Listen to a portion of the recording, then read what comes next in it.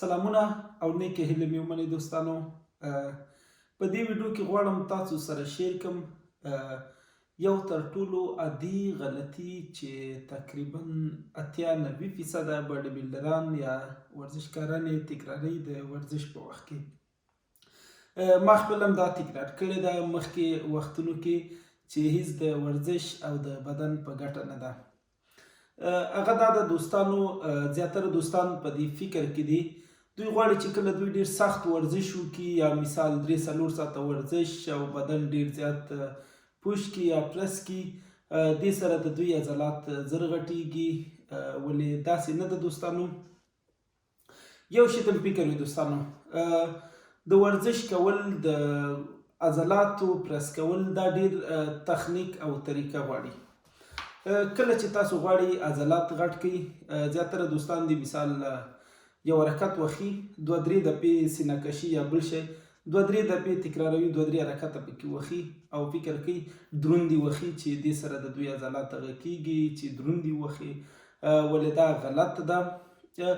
دوستانو د عضلاتو غټول عضلاتو کې چې دا وینه پمپ کوي او کله چې تاسو غواړئ وینه پمپ کوي هغه باید 8 تر 12 دقیقو پورې په تکراري ډول باید وخی یو حرکت چې کله تاسو وخی نو دا ډیر مهم ده او داسې نه چې تاسو بیخي دومره دروند حرکت وخی که مثال په ډول سینې حرکت وخی تاسو ملا هم ورسره استفاده کوئ تاسو اوږه هم ورسره کږوئ دا هیڅ معنا نه لري.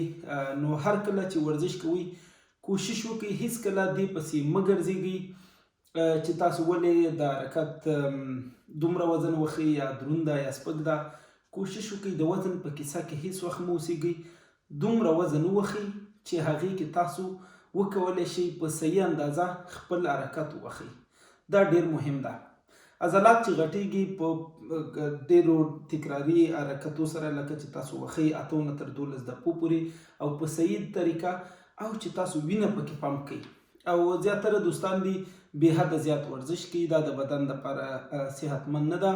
فکر مو وي کله چې تاسو سینه مثال ساعت نه ډیر زیات حرکتونه پکې وخی ډیر زیات ورزش کوي دا بیا چې دا وینه نورو ځایونو نه راکش کوي لکه بایسپس نه کولی شي ترایسپس نه ستاسو شولډر نه یا ملا نه نور هغو نه ستاسو چې دا هغه عضلات مو وړوکي کیږي په سینه هم زیات فشار راځي ولې بیا هم دا نور عضلات ورسره وړوکي کیږي دې ته مو ډیر زیات خیال وي دوستانو. بې حده زیات ورزش کول د صحت دپاره ښه نه ده.